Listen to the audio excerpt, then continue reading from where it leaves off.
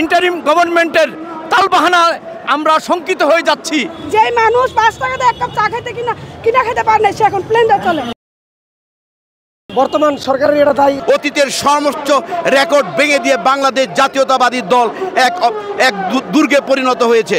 দীর্ঘদিন রাজপথে লড়াই করে এসেছি, আমরা জানি, আমরা কিছু বুঝতে পারি। আমাদের কাছে এখন মনে হচ্ছে যেই নির্বাচনে জনতার রায় আটকে রেখেছিল ফ্যাসিস্ট আওয়ামী লীগ, সেই ফ্যাসিস্ট মুক্ত হওয়ার পরে বাংলাদেশে আদালত কর্তৃক ইঞ্জিনিয়ার ইশাক হোসেনকে মেয়র ঘোষণা করা হয় এবং নির্বাচন কমিশন সেটা গেজেট আকারে প্রকাশ করে। কিন্তু তারপরেও এই বর্তমান সরকারের ইন্টারিম গভর্নমেন্টের তালবাহানা আমরা শঙ্কিত হয়ে যাচ্ছি যে এইটা তো আলামত ভালো দেখা যাচ্ছে না। এই আলামত যদি একটা সিটি কর্পোরেশনে চলে, তাহলে আগামী সংসদ নির্বাচনে তারা যে 111-এর মতো আবার বিএনপিকে 30টা সিট দিবে না, তার নিশ্চয়তা কি? ওয়ালটন আবারও মিলিনিয়ার অফারে ওয়ালটন ফ্রিজ কিনে আপনিও হয়ে যেতে পারেন মিলিয়নিয়ার।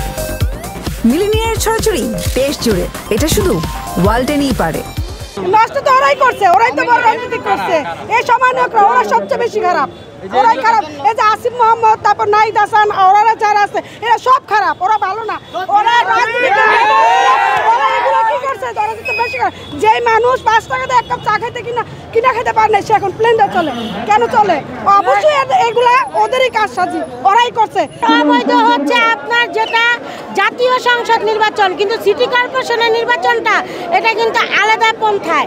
কিন্তু ওই টাইমে কিন্তু আপনারা দেখছেন যে বিপুল ভোটে কিন্তু ইশরাক হোসেন পাস করছে, কিন্তু এটা তাপস জোর করে নিয়ে গেছে, কারণ তার আত্মীয় শেখ হাসিনার আত্মীয় সেই প্রভাবে, না হলে কিন্তু জনতার মেয়র কিন্তু হয়তোই ইঞ্জিনিয়ার ইশরাক হোসেন।